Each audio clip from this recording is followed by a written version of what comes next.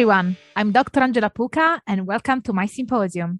As you know, I'm a PhD and a religious studies scholar, and this is your online resource for the academic study of magic, esotericism, paganism, shamanism, and all things occult.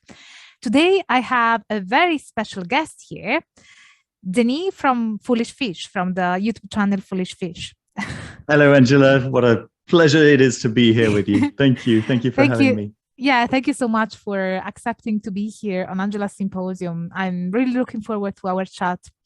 And Denis is the host of the Foolish Fish YouTube channel, where he has gone from reviewing pretty editions of literary classics to focusing quite exclusively on historic publications over the past few years, bringing regular tidbits of various historic traditions and the occasional deep dive to his viewers via his Esoteric Saturdays videos, and keeping us up to date with what the occult publishing scene has to offer and what's cool magic-related paraphernalia to look out for on his historic news videos every Friday.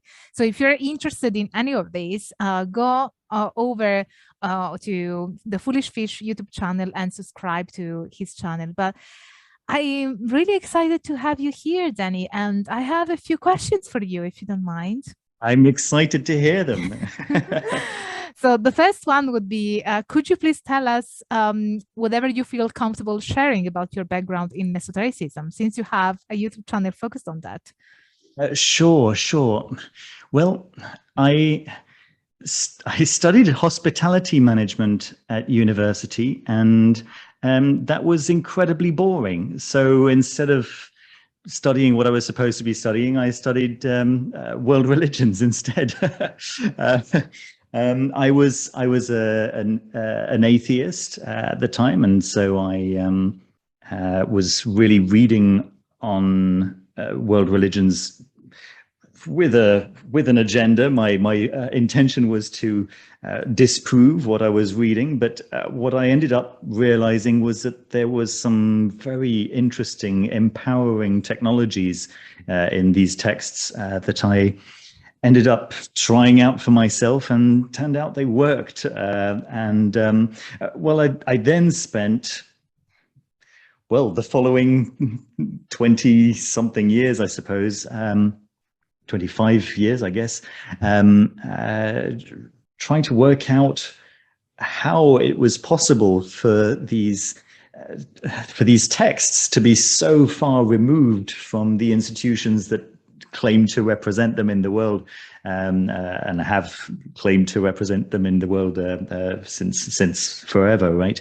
And little by little, I started to discover the not so official forms of these religions, and the inner workings of these religions, and maybe most importantly, the aspects of these religions that happen within a person rather than from the exterior point of view, right?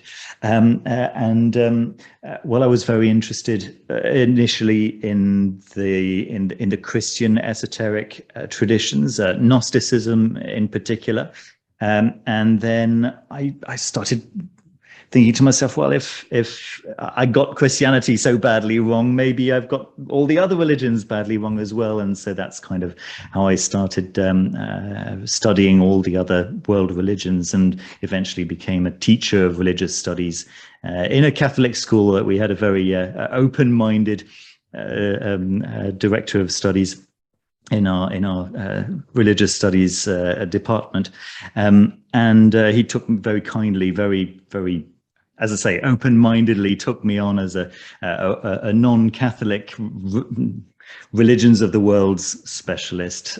So that was very, very cool. And then, of course, I started finding out a little bit more about the late 19th century and early 20th century occult movements, because, of course, if I'd been wrong about the religions that everyone knows about, maybe I'd also been wrong about the occult.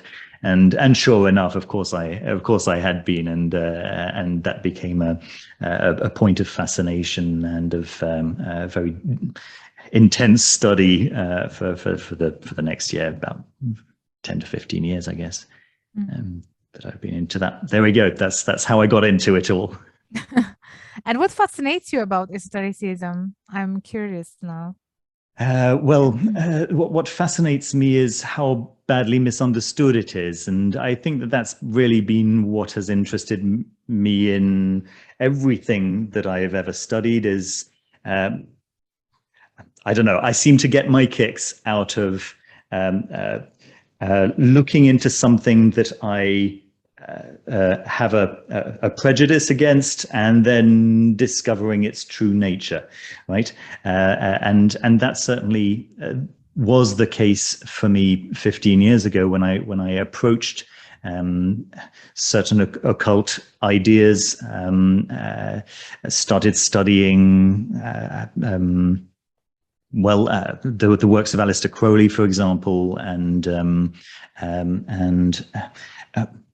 and yes, I guess about 10 years ago, I picked up my 10 years ago, 2020, 2012. Yes, around 10 years ago, maybe 9 years ago, I picked up a book by the Gallery of Magic, Damon Brand, who's an author that I regularly recommend through my channel as being very approachable and a great place to start. And he's got a few books out for beginner practitioners, and I picked up a few, and one of them was wealth magic, I guess. And there were so many bits of information there that just didn't have any explanation, didn't have any background, and so I had to do my own research, right? Where did these sigils initially come from? Where did these words initially come from? Where did these techniques initially come from? Excuse me. And that's that's the way I got to finding out about grimoires and yeah, it all started coming together, and it was just very, very interesting for me to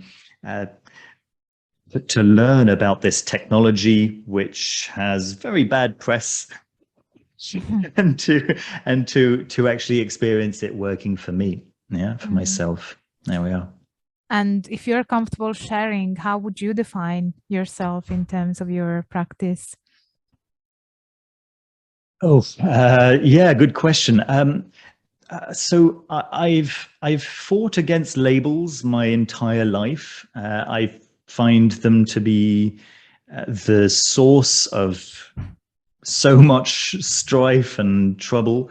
And I feel that the minute you define yourself as this rather than that, you then have to take on all of the traits, the characteristics that this label comes with, and I really don't like that. So yeah, I've never really defined myself as one or another thing. I'm a foolish fish. Where does the name come from, by the way? I thought good question. I thought it was somewhat Christian. I always thought it had some kind of... There's an aspect of that, although I would say that it's more Gnostic than Christian. The Gnostic ichthus fish being a double helix, of course, and the double helix being a direct echo of the DNA double helix. I think it was, well, I don't think it was Philip K. Dick who believed that the early Christians were time travelers who had gone into the future and seen the double helix being represented.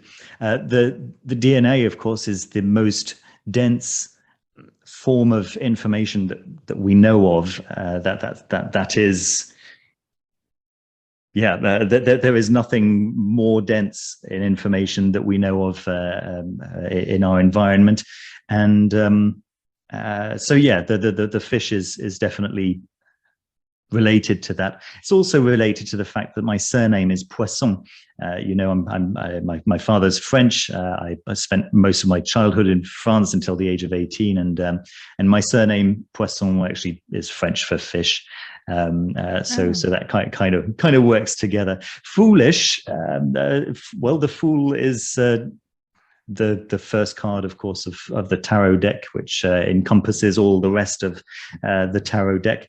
It's also, if when you look at the Thoth tarot deck of Aleister Crowley, the Fool is this Dionysian figure with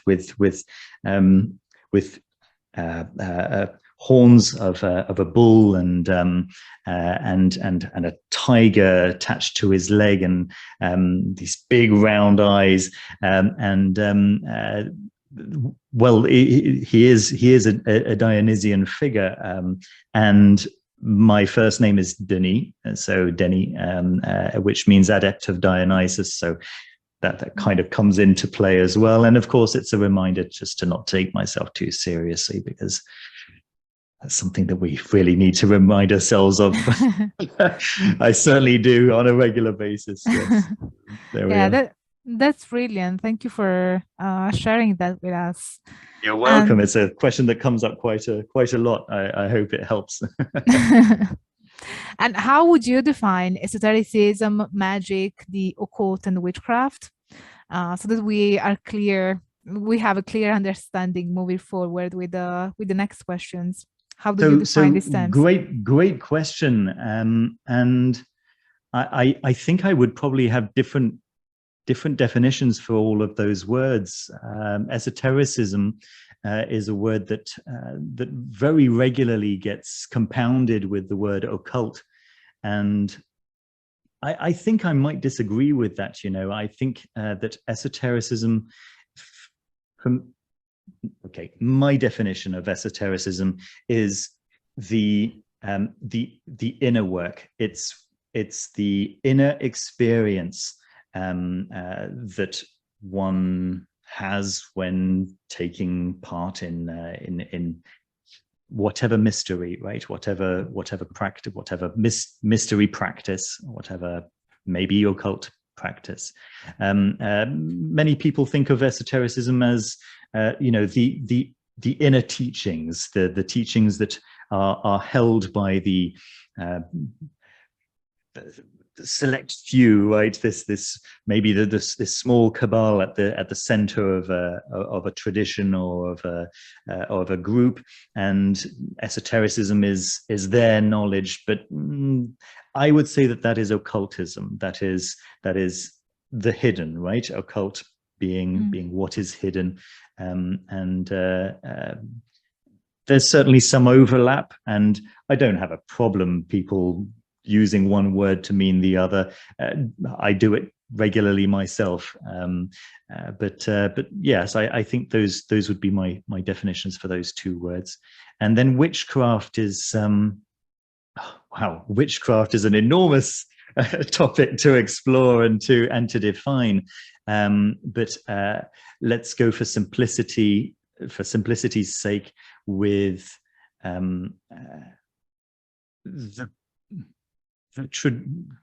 let's simply go with the traditional Western practice. That's completely false in so many ways, but that would certainly be a gross simplification.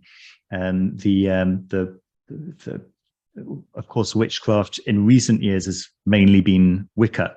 But there's been this resurgence of traditional witchcraft, and people being interested in what the witches of the Middle Ages were maybe into, and well, because it was an oral tradition and they were heavily persecuted, it's quite difficult to get any accurate information.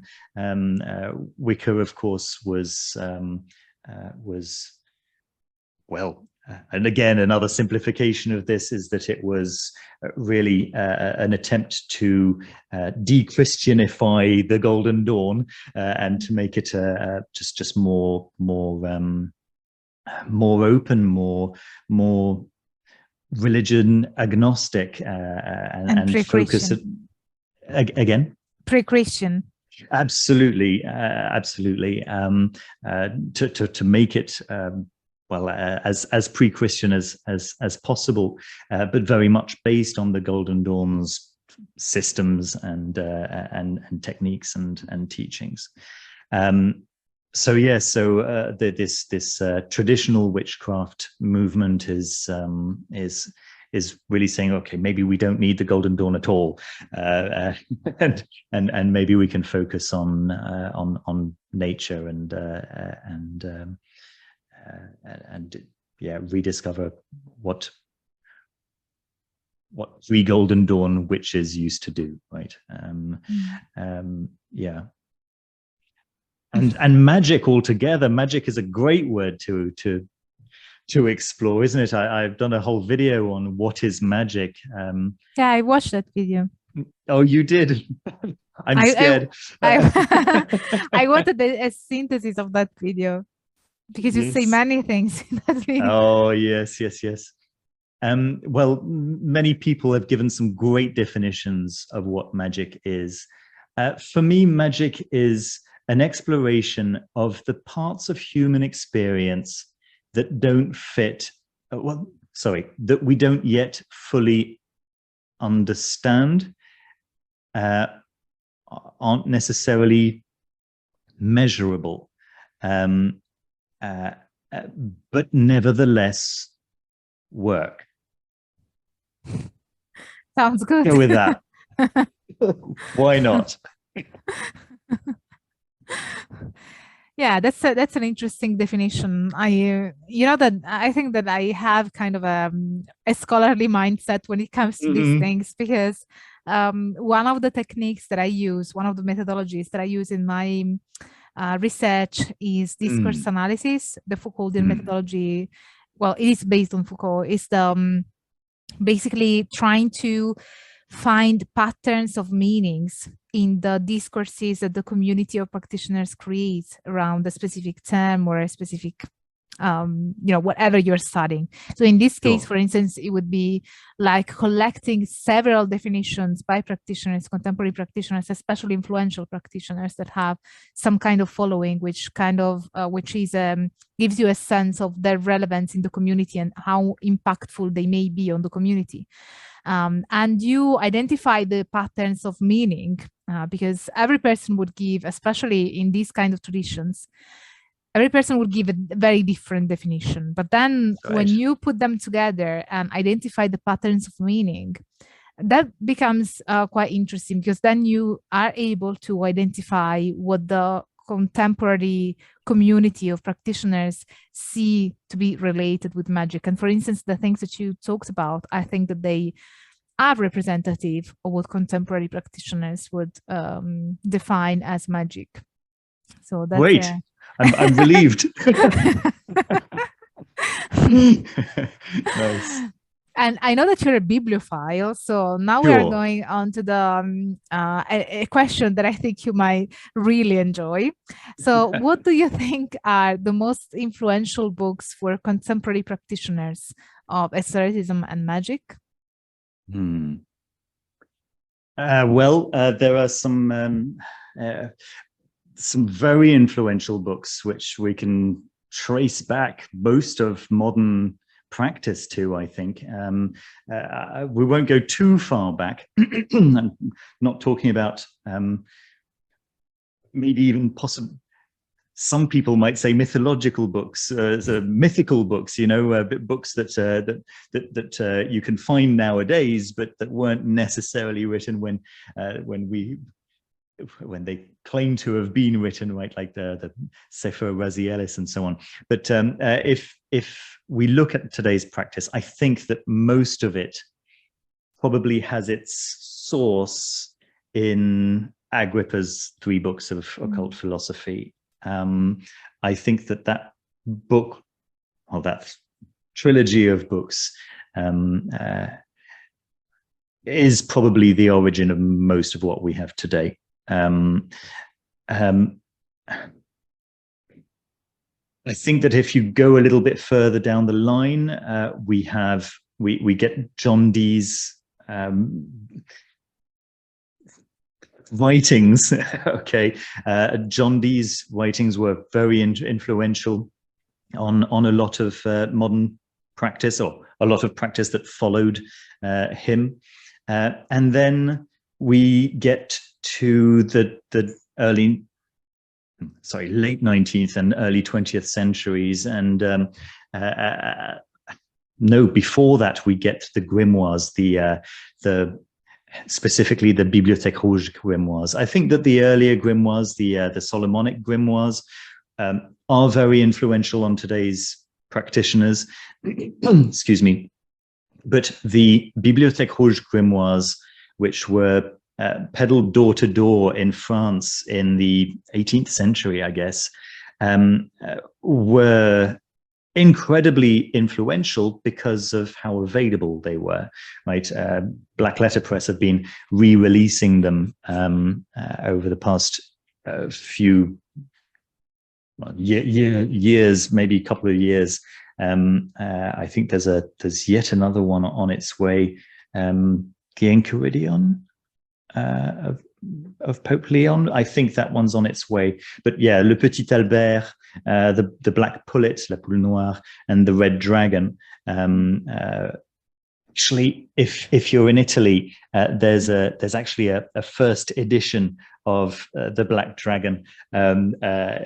Nice. On black letter presses, that's still there in its lovely buckram material cover. This is a second edition, unfortunately, in the English version. And why do you think these are influential for contemporary practitioners? Well, I was telling you earlier on how I was getting very interested in Damon Brand's books, right? The Gallery of Magic's books, and interested in where those technologies had originated from. Well, the majority, in fact, of the sigils and symbols that he uses, well, they come from there. And yeah, I would say that Damon Brand is incredibly influential nowadays. It's I think it's one of the starting points for many modern day practitioners, for sure. There were others. I mean, the what is it? The 6th and 7th books of Moses and so on. Right. He gets his sigils from many different places, but it seems to be, for the most part, from the Bibliothèque Rouge grimoires, French grimoires. So then, moving forward in time, we get naturally the Golden Dawn, right? The Golden Dawn's documents that were published by Israel Regardie when the Golden Dawn disbanded. This has been an enormous influence. I mean, yeah, you may have seen my my LBRP videos. There'd be none of that without the Golden Dawn. I know some people suggest that maybe Eliphas Levi's version might be a precursor, but certainly the Golden Dawn's LBRP is what made the LBRPs so essential, right? So, we're talking about the lesser banishing ritual of the pentagram, for those who are unfamiliar with the Thank you so much. Yes, very good point. Yes. I'm sorry. Yeah, my absolutely. No, I bad. understand. I do the same things.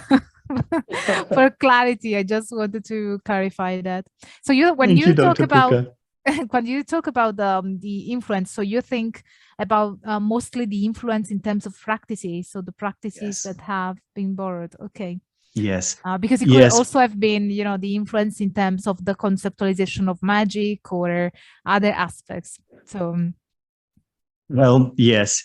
I suppose I am talking specifically about the practice. in terms of the conceptualization, maybe we can talk about that a little later. Certainly, the books that influenced me were conceptual books, right? There were books that were more to do with the philosophy, but yes, we can get to that. The next book that I wanted to point out is actually one that you mentioned on the interview that we just did together. That's Yes. featured on my channel right now. Go and check it out. Yes, I will link it here. Yeah, and it's Magic, of course. Magic by Aleister Crowley, book 4, parts 1 to 4. Liber Abo, of course. Yeah, that's because Aleister Crowley, as you were absolutely accurately mentioning, has been such a... You were saying that he was a democratizer of magic, and, well, contrary to what many people might believe, considering how conceited he was and how obscure he seemed to make so much of his work, you're absolutely right. He was a democratizer of magic. His ultimate goal was to make magic available. It was what he wanted. Magic is for all, as he said. Indeed. And I'm very grateful to Lon Milo Duquette for making sure that Aleister Crowley's dream is realized. He's a great author. Lon Milo Duquette. Yes. I also enjoy his writing. That's right. In taking these very lofty concepts of Aleister Crowley's, who had already, done his best to make them understandable to the general public, and, well, let's say hadn't quite managed. Or managed to a certain point. That's right. Let's go. Yeah, absolutely. Well, Lon Milo Duquette takes Aleister Crowley's work and democratizes that, let's say. Although I would argue that Lon Milo Duquette tends also to give his own spin to Crowley's certainly work. Yes. Certainly, yes, absolutely. So it's not just an explanation. No. It's also an interpretation in a way. You're quite right, and you're absolutely right to point it out, because naturally, absolutely is quite. But I do like his work. Right. Very interesting. Yeah, for sure. So then, moving along a few decades, we get Peter J. Carroll with Liber Null and Psychonaut, spearheading the chaos magic movement, of course, which hugely influential until today. People are starting to get back to a sense of, maybe the traditional ways of doing things, maybe there's something to it, maybe there is actually some value in the particular recipes for bringing into visible presence this, that, or the other entity, right? Maybe we can pay attention to those traditional sources, but what was revolutionary about the chaos magic movement was that it was all about what works, and it was all about leaving tradition behind, even to an extent.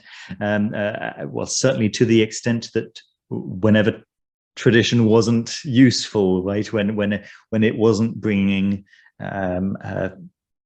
results, and so it's a philosophy of focusing on the results, and if it works, then it's good. So right. Yeah, I think that one of my most popular videos is the one on chaos magic on my YouTube channel. And yeah, I agree with you that chaos magic has been influential. And even you know, even for those who are not all in with the concept of chaos magic, I think that it still worked in the community to sort of challenge the authority of certain traditional ways. And so in a way, it was an harbinger for a different way, or even just challenging, you know, certain traditional ways of going about doing magic. But then, of course, there are people that value that way, and that is fine, and people that are full-on chaos magicians, and that is also fine. You're completely right. I believe, I strongly believe that, you know, we each should have our own path. I think that the chaos magic movement was necessary in its time to, yeah, I mean, it is important to differentiate tradition from effectiveness. It's also naturally important to realize that some tradition can be effective. Right. So, but yes, I think that it was a helpful way of thinking, a helpful way of disrupting the establishment, let's say. Yeah, sometimes some disruptions can be beneficial, even when you find a new way of constructing things, you know.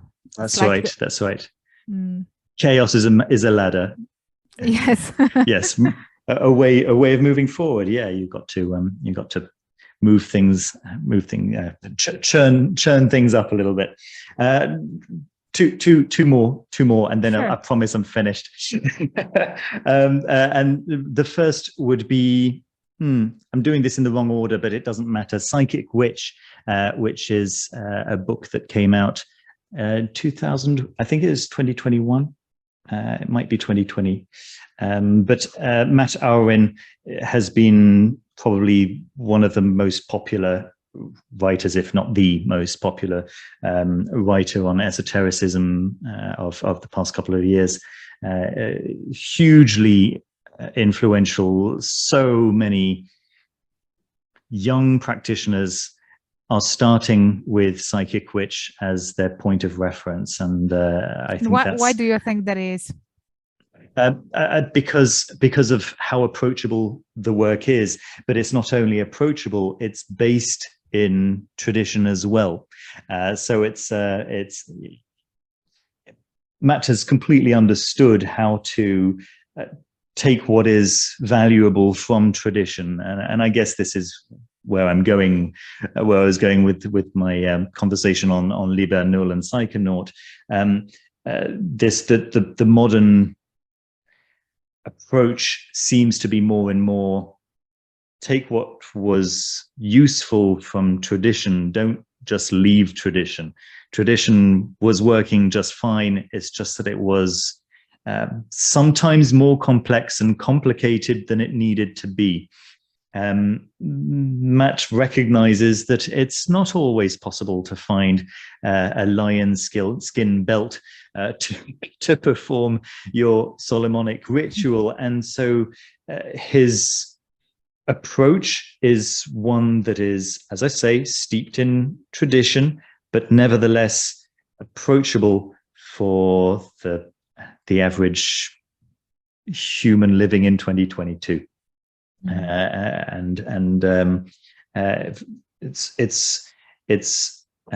It's wide ranging. It doesn't only focus on practice; it also focuses on philosophy, which people want, you know. But it does so in a way that is accessible. Accessible, yes, and not obsessed with showing the world how clever he is, although in the process, of course, he does. Yeah, so that's really, really nice. And then my last one is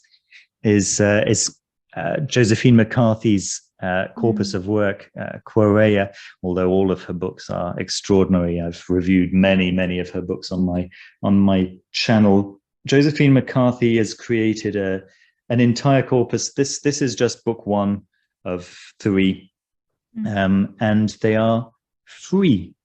The books aren't free, but the contents are free on Quareia.com. And I think this is mind-blowing. Josephine McCarthy is, one of the great, say, the greatest democratizer of of magic to date. She's her methods are quite exacting. She's got a background in classical ballet. She was a teacher of classical ballet for a very long time, and so her approach is that she expects people to work. But nevertheless, the outcome is nothing short of perfection. So yeah, people who don't think that they want to put in more than a couple of minutes into their practice per week, Quareia is not for them. But people who want to become accomplished magicians, there's nothing like it on the market at the moment. It's her work is incredible, and so selfless. It's great. Yeah, if you can pick up the hardcovers, that's quite nice. They've got some nice new covers, by the way. She's recently published them with some very, very cool new designs on the covers on the latest editions. There we go. Yeah, so that's my overview of what's been influential to the modern day practitioner, I think. And what have been the most influential books for your practice, and why? Well, as I was saying earlier on, they've mostly been books that have made me think about how things work, right? So more philosophical books rather than grimoires or books on praxis or anything like that. So I guess probably to start off with would be the Nag Hammadi library. These are the texts that were found in Nag Hammadi in 1945. 1945, yeah. And that give a very, very different view of what some forms of, let's say, the Jesus cult looked like back in the first to second century AD. This very different view has led me to to speculate that Christianity in its original forms may have had more to do with the Greek mystery cults, which had been adopted by the Romans. The early Jesus cults may have had more to do with the Greco-Roman mystery cults, who had then mixed with the Hebrew people, right? They had just taken over Judea, and they had probably learnt about their beliefs and so on and so forth. That's kind of my hunch. It feels like the Jesus cults may have had more to do with the Romans than with Judaism altogether, which would possibly make sense when we look at the teaching specifically of Jesus. I'm not talking about Paul or any other church figure, but specifically the teachers attributed to Jesus in the Bible and in the non-canonical Gospels, where he's talking about a point of origin, a perfect point of origin, rather than the kind of God that we can read about in the Old Testament, right, in the Torah. So that really kind of made me reframe Christianity in a very different way, but not just Christianity, but my own attitude to the divine at all, right? So this figure excuse me, this figure of Sophia descending from this perfect realm down into our realm to liberate us, to give us a spark of that original divinity. Very, very different take from the traditional take, of course, right? And then it's a little bit later reading Aurore. This is the paperback edition that I was very kindly asked to write the introduction for, where I talk a little bit about my experience of being introduced to this book, where I start to understand the links between this and a Luciferian narrative, right? So some very, very interesting correspondences, and yeah, that's a whole area to explore. Is that what the book is about? So it's about Luciferian Gnosticism, Luciferian Gnosticism. Oh, yes, absolutely. That's really interesting. Yeah, it's very, very cool. Very, very cool. Very interesting. There's a fascinating preface by Shani Oates, which is now at the back of the book because it's so dense. People were opening this and reading Shani Oates' really fantastic preface and just being scared off, right? But every single sentence is just is worthy of many weeks of study. But in itself, it's quite a lot of things. This Aurore book. It's first of all a book of Luciferian Gnostic poetry, right, directly by Gabriel McCarthy. It's also accompanying very striking iconography by José Gabriel Alegría Sabogal, who's probably one of this age's greatest esoteric artists. And then it's a treatise on what this is all about. Very cool. But yeah, the first time I saw it, it was a shock. It was a huge shock. So the process of coming to terms with this shock and to understand it and to integrate it into my own worldview and all of that, hugely, hugely influential book for me. Right. There we go. I've got a couple more here that I'll go through very quickly. Yes. The first is Quantum Psychology by Robert Anton Wilson, a great precursor to Chaos Magic, of course. Radically changed the way I thought about reality. Lon Milo Duquette's Understanding Aleister Crowley's Thoth Tarot, which was really my introduction to post-19th century esoteric occultism, excuse me. Extraordinary. It presents itself as an introduction to that tarot, but it's actually an introduction to the occult. It's the book that I recommend the most often. And then finally, the Orphic Hymns. This is Patrick Dunn's translation, a new translation for the occult practitioner.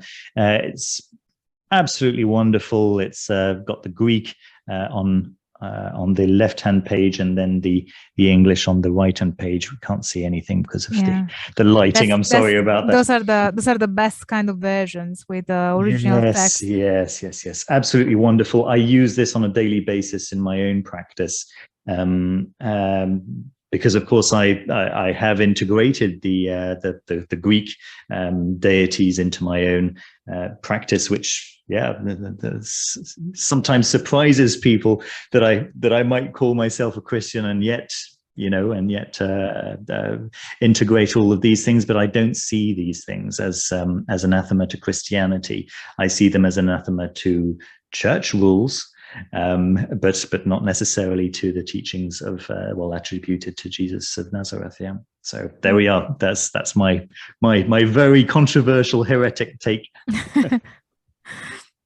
And what do you think are the concepts or philosophical underpinnings that have been more influential for contemporary esoteric practitioners? Well, that's another huge question, but I think my answer is probably threefold. Theurgy, thaumaturgy, and Tantra. And I know Tantra seems like it might not be related to the other two, but I think that it brings the other two together. Theurgy is the practice of becoming one with divinity. It's the practice of approaching the transcendental forms of divinity, right? So it's the practice of changing yourself, in fact. Excuse me. Thaumaturgy is the practice of creating miracles, right? So making things happen in the real world. So some people might call it sorcery, simply, right? But then Tantra is the originally Indian practice, but it has mostly been available to the West through Vajrayana Buddhism recently, just because it's Vajrayana Buddhism or Tibetan Buddhism is, well, it comes. Some people may argue otherwise, but certainly. I forget the name of the author. It doesn't matter. The idea is that Tantra is focused on finding the sacred in samsara. So finding what is sacred in what is generally considered to be not sacred. And I think that this is a philosophy that underpins so many occult philosophies. There's a very strong current of the so-called left-hand path, which I believe is very often misrepresented and misunderstood. The left-hand path is originally a tantric concept, which has been applied in the West via, well, I think that Anton LaVey actually did a huge disservice to the occult community. I know that he's very, very loved by many people, but well, he was an atheist, and his approach to Satanism was one of it was more of a stance to support atheism rather than to support, in fact, Satanism. I feel like that then generated a lot of misunderstandings as to what the left-hand path is essentially about. Anyway, these are my own opinions, and I go quite deep into it in a video on my own channel on the left-hand path that so some people may have spotted, may have seen. But yes, I think that for people who are interested in the left-hand path, finding out a little bit more about Tantra could really be an illuminating experience, a really interesting experience for them. Yeah. Yeah, I see why you included Tantra now. Right. Yeah, it makes sense in terms of, when you sort of extrapolate one of the foundational philosophical elements in Tantra. There's also the rebellion against the norms and the taboos of a society, and utilizing them as a means towards transgression, right? Yeah. Yes. But it's not just transgression for the sake of it. This is one of the things that I often explain. because people, when you say transgression, people will just say, oh, okay, it means that I do whatever I want, whereas it is a very targeted transgression. It is going against something that you despise, so that you go beyond the sense of self and the narrative around your identity that you have created. That's absolutely right. It's going against something that you despise. It's not necessarily something against and the society, what society despises. Yes. Also the society, but also yourself. But that's right. It's not, it's not like, oh, society is against this thing that I fancy, and so I will do it, and that's a tantric practice. It's both entertaining something that goes against society so that you break the limitation that society gives you, but also something that goes against what you want, so that you break the limitations that your self-image and self-identity give you. And absolutely. If you see the tantric practices, some of them are disgusting. So. Yeah, that's right. But for example, there is the practice of eating raw meat, or even eating meat. That is only transgressive if you are vegetarian, right? It's not. I love eating meat, and society is turning vegetarian. I'm doing what society doesn't want me to do. No, that's not what it's about at all. Exactly. In the same way, there is Tantra is very often in the West associated with sexual practices, and that's because there is a tiny aspect of Tantra where, some specific people in some specific cases are expected to have an extramarital relation, right? A sexual relation. And you don't do that if that's something that you want to do. The reason that was a thing was because extramarital sexual relations was absolutely taboo, right? In that tradition, and so if it's not a taboo for you, then that's not the point of Tantra. That's not the point of that's not the kind of transgression that Tantra is pointing towards. Yeah, absolutely. So but what's great about Tantra is this way of saying that no, divinity isn't only transcendental somewhere else. There is divinity everywhere, even in the most transgressive situations, in the darkest situations, in the darkest aspects of creation.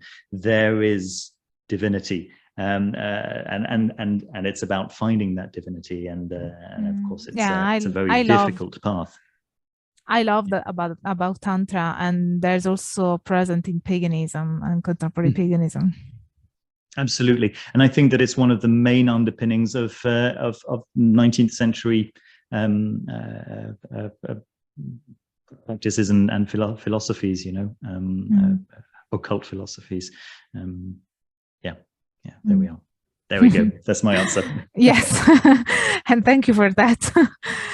So I guess that we can wrap up our conversation here.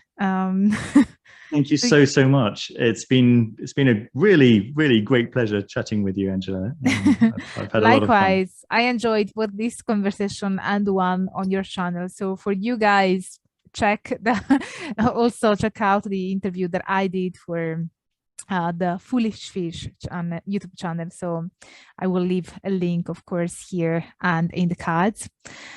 So thank you again, Denis, for being here on the Angela Symposium.